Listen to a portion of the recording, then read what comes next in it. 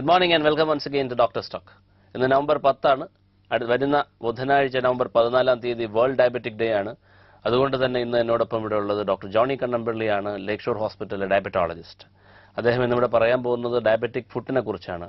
Diabetes വന്ന് അതിൻ്റെ ഒരു കൂടിയ സ്റ്റേജിൽ ഒരാളുടെ കാലിന് സംഭവിക്കാവുന്ന മാറ്റങ്ങളെക്കുറിച്ച്, അപകടങ്ങളെക്കുറിച്ച്, അപകട സാധ്യതകളെക്കുറിച്ചൊക്കെ അദ്ദേഹം ഇവിടെ സംസാരിക്കും. Good morning doctor Johnny. ഇപ്പം ഞാൻ പറഞ്ഞല്ലോ നമ്മളൊരു ഡയബറ്റിക് ഫുഡിനെ കുറിച്ച് സംസാരിക്കാമെന്ന് പറഞ്ഞല്ലോ. എന്താണ് ഡയബറ്റിക് ഫുഡ് എന്ന് പറഞ്ഞുകൊണ്ട് നമുക്ക് തുടങ്ങാം. അതായത് ഈ ഡയബറ്റിസ് ഒരു സ്റ്റേജിൽ നമ്മുടെ ഷുഗർ കൺട്രോൾ ഇല്ലാണ്ട് പോയാൽ അത് ഓരോ അവയവങ്ങളെ ബാധിക്കും. അത് പ്രത്യേകിച്ച് നമ്മുടെ കാലിന്റെ രക്തോട്ടത്തിനെ, ഞരമ്പുകളെ ഒക്കെ ബാധിച്ചിട്ട് നമ്മുടെ സ്പർശനശേഷി, രക്തോട്ടം കുറവ് ഇതെല്ലാം ബാധിച്ചു കഴിഞ്ഞിട്ട് കാലിൽ പല പ്രശ്നങ്ങൾ ഉണ്ടാക്കാം. ഈ എല്ലാ പ്രശ്നങ്ങളെയും ഒരുമിച്ച് പറയുന്ന ഒരു പേരാണ് ഡയബറ്റിക് ഫുഡ്. പല രോഗങ്ങൾ എന്ന് പറഞ്ഞപ്പോൾ ഒന്ന് കാലില് ഞരമ്പ് മോശമായിട്ട് തയമ്പ് വരാൻ തുടങ്ങും, അതിന് പറയുന്നതാണ് കാലസ്. രണ്ടാമത് കാലില് വ്രണങ്ങൾ ഉണ്ടായിട്ട് അത് ഉണങ്ങാണ്ടിരിക്കും. അത് ഇൻഫെക്റ്റഡ് ആവാവുന്ന സ്റ്റേജ് ഉണ്ട്. അപ്പൊ limb threatening infection, non limb threatening infection, life threatening infection. അതായത് കാലിലെ വെറും ഒരു ചെറിയ അൾസർ വന്ന് അത് ഇൻഫെക്റ്റഡ് ആയി അത് സെപ്റ്റിസീമിയായി മരണം വരെ സംഭവിക്കാം വേണമെങ്കിൽ.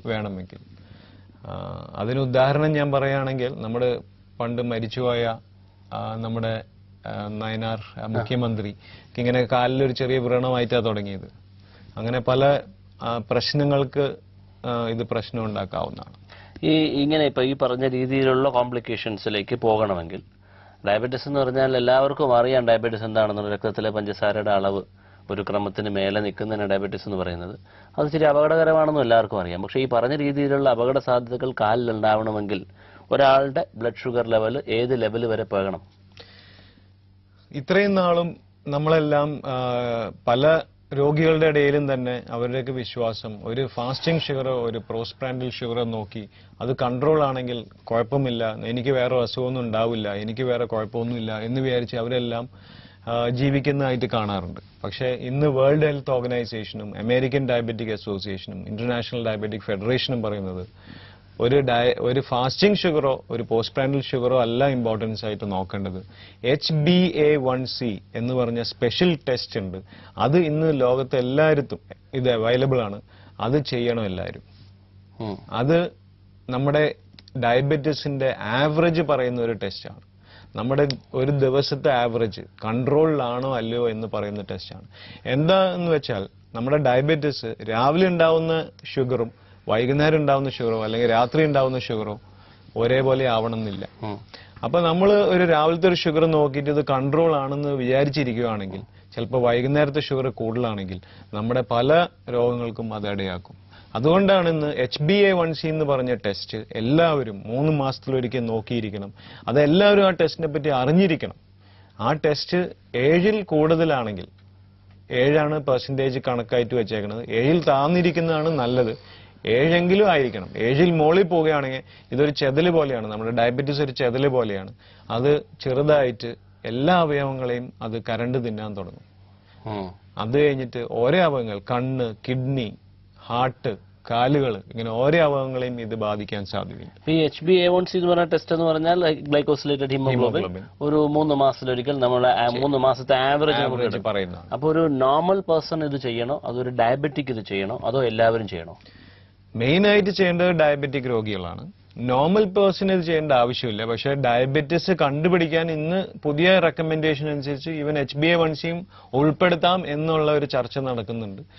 അതായത് 6.5ന്റെ മുകളിലാണെങ്കിൽ അത് ഡയബറ്റിസ് ആണ് എന്ന് വേണമെങ്കിൽ കണക്കാക്കാം. നോർമൽ ഒരു വ്യക്തിക്ക് 6ന് താഴെ ആയിരിക്കണം HbA1c. അപ്പൊ ഇത് എത്ര നാൾ കൂടുമ്പോൾ നമ്മൾ ചെയ്യണം? മിനിമം 3 മാസത്തിൽ. ഡയബറ്റിസ് ഉള്ള ഒരു വ്യക്തി 3 മാസത്തിലൊരിക്കൽ മാത്രമേ ചെയ്യേണ്ട ആവശ്യമുള്ളൂ. ഓക്കെ. ഒരു സ്ക്രീനിങ് ആയിട്ട് വേണമെങ്കിൽ ഇത് ഉപയോഗിക്കാം. സ്ക്രീനിങ് ആയിട്ട് ഇത് ഇതുവരെ റെക്കമെൻഡഡ് അല്ല. എന്താ വെച്ചാൽ ഇത് കുറച്ച് എക്സ്പെൻസീവ് ആയതുകൊണ്ട് ഇത് സ്ക്രീനിങ് ആയിട്ട് ഇപ്പോഴും അത് റെക്കമെൻഡ് അല്ല. സ്ക്രീനിങ് ആയിട്ട് നമുക്ക് നോർമൽ ഒരു ബ്ലഡ് ഷുഗർ നോക്കേണ്ട ആവശ്യമുള്ളൂ. ഒരു നല്ല ഡയബറ്റിക് കൺട്രോൾ അല്ലെങ്കിൽ നല്ലൊരു ബ്ലഡ് ഷുഗർ കൺട്രോൾ എന്ന് പറഞ്ഞാൽ എങ്ങനെയായിരിക്കും? അതായത് നമ്മുടെ ഫാസ്റ്റിംഗ് ബ്ലഡ് ഷുഗർ 120ന് താഴെയായിരിക്കണം. എല്ലാ ഭക്ഷണത്തിന് മുമ്പ് നോക്കുമ്പോഴും അത് 120ന് താഴെയായിരിക്കണം. എല്ലാ ഭക്ഷണ ശേഷവും അത് 2 മണിക്കൂർ കഴിഞ്ഞിട്ടുള്ളതാണ്. പലർക്കും ഒരു കൺഫ്യൂഷൻ ഉണ്ട്, 1.5 മണിക്കൂറാണോ 2 മണിക്കൂറാണോ? അത് അമേരിക്കൻ ഡയബറ്റിക് അസോസിയേഷൻ ഒക്കെ പറയുന്നത് 2 മണിക്കൂറാണ്. അത് 140-നുള്ളിൽ ആണെങ്കിൽ ഏറ്റവും നല്ലത്.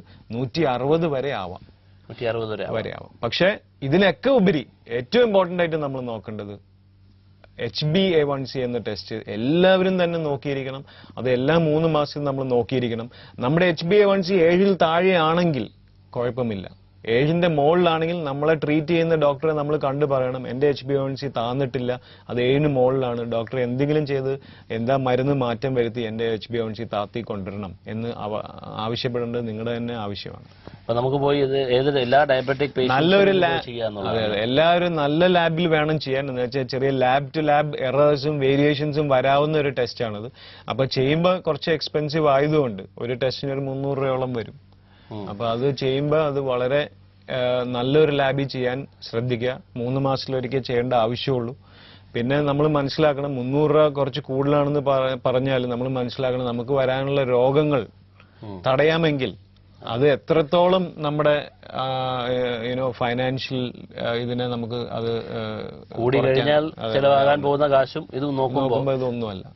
ഓക്കെ, ഒരു നല്ല ഡയബറ്റിക് ഫുഡ്, ഇപ്പൊ നേരത്തെ പറഞ്ഞല്ലോ ഡയബറ്റിക് ഫുഡ് ഒരുപാട് പ്രശ്നങ്ങൾ ഉണ്ടാകാൻ സാധ്യതയുണ്ട് നമ്മുടെ കാലിന് ഡയബറ്റീസ് കാരണം.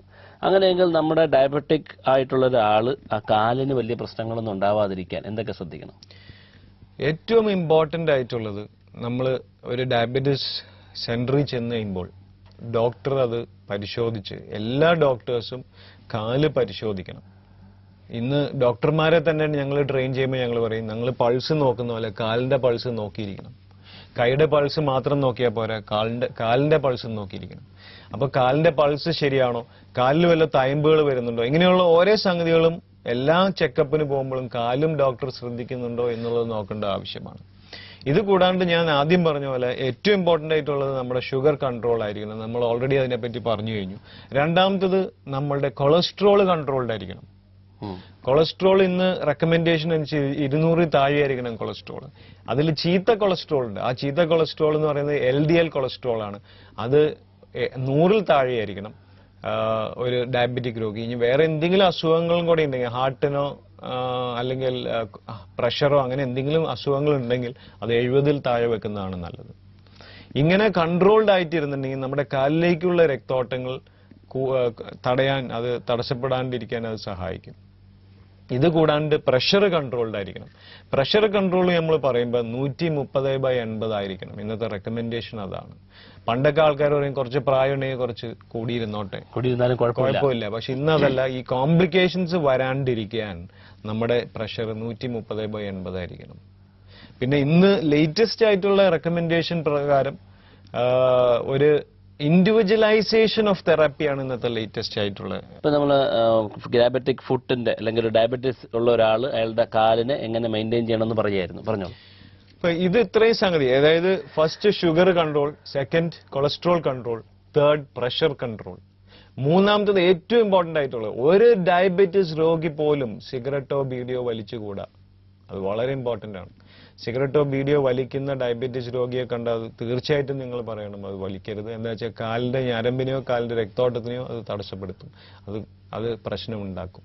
അപ്പൊ ഒരിക്കലും ഒരു സ്മോക്കിംഗ് അലൗഡ് അല്ല ഒരു ഡയബറ്റീസ് രോഗി. അപ്പൊ ഇത്രയും സംഗതികൾ ബേസിക് ആയിട്ടുള്ള സംഗതിയാണ്. ഇത് കൂടാണ്ട് കാലിൽ നമ്മുടെ കാൽ തരിപ്പ്, പുകച്ചല്, നീര്, ചുമന്നു വരിക, ഇങ്ങനെ എന്തെങ്കിലുമൊക്കെ ചെറിയ പ്രശ്നങ്ങൾ വന്നു കഴിഞ്ഞാൽ തന്നെ അത് ചുമ്മാ വെറുതെ ആക്കി കളയരുത്. ഉടൻ തന്നെ ഒരു ഡയബറ്റോളജിസ്റ്റിനെയോ അല്ലെങ്കിൽ ഈ ഡയബറ്റിസ് ഫുഡിന്റെ സ്പെഷ്യലായിട്ടുള്ള സെന്ററുകളിൽ പോയി ഡയബറ്റിക് ഫുഡിന്റെ സ്പെഷ്യലായിട്ടുള്ള ഡോക്ടറുകളെ പോയി കാണേണ്ടതാണ്. അപ്പൊ അതിനുള്ള സ്പെഷ്യൽ ടെസ്റ്റുകളുണ്ട്. അതായത് കാലിന്റെ ഞരമ്പിനെ ടെസ്റ്റ് ചെയ്യുന്നതിനായിട്ട് മോണോഫിലമെന്റ് ടെസ്റ്റ്, അതായത് ബയോതെസിയോമീറ്റർ ടെസ്റ്റ്, ഇങ്ങനത്തെ ടെസ്റ്റുകൾ ചെയ്ത് കഴിയുമ്പോൾ കണ്ടുപിടിക്കാൻ പറ്റും നിങ്ങൾ ഹൈ റിസ്ക് ഫുഡിലാണോ അതോ നിങ്ങൾ ലോ റിസ്ക് ഫുഡിന്റെ സ്റ്റേജിലാണോ നിങ്ങളുടെ കാലുകൾ ഇരിക്കുന്നത്. ലോ റിസ്ക് ഫുഡാണെങ്കിൽ അഗെയിൻ ഞാൻ പറഞ്ഞ പോലെ ഈ pressure, sugar, cholesterol, cigarette smoking ഇതെല്ലാം ശ്രദ്ധിക്കുക. പക്ഷെ ഹൈ റിസ്ക് ഫുഡിലായിട്ടുള്ള ഒരാൾ വളരെയധികം കെയർഫുൾ ആയിരിക്കണം. ഹൈ റിസ്ക് ഫുഡ് എന്ന് പറഞ്ഞാൽ നിങ്ങളുടെ ഞരമ്പിനെ ഓൾറെഡി എഫക്റ്റ് ചെയ്ത് കഴിഞ്ഞു എന്നുള്ളതാണ്. അങ്ങനെയുള്ളവർക്ക് എപ്പോൾ വേണമെങ്കിലും കാലിൽ വ്രണൻ വരാനും കാലിൽ എപ്പോൾ വേണമെങ്കിലും അത് പൊട്ടി അത് ഇൻഫെക്റ്റഡ് ആവാനും അതൊരു ലിം ത്രെറ്റനിങ് ഇൻഫെക്ഷനോ ലൈഫ് ത്രെറ്റനിങ് ഇൻഫെക്ഷനോ ആവാനായിട്ടുള്ള സാധ്യത വളരെ കൂടുതലാണ്. അപ്പോൾ അങ്ങനെയുള്ള സ്ഥിതിയാണെങ്കിൽ പേഷ്യന്റ് മാത്രമല്ല പേഷ്യന്റിന്റെ ബൈസ്റ്റാൻഡേഴ്സ് കൂടി ശ്രദ്ധിക്കേണ്ടത് വളരെ അത്യാവശ്യമാണ്. ഇതെന്താ പറയാൻ കാരണം എന്ന് വെച്ചാൽ പലപ്പോഴും പേഷ്യന്റിന്റെ കാലിലൊരു മുറിവ് അല്ലെങ്കിൽ ഒരു ആണി അല്ലെങ്കിൽ ഒരു കുപ്പിച്ചില് തറച്ച് കയറിയാൽ പോലും പേഷ്യന്റ് അറിയണമെന്നില്ല.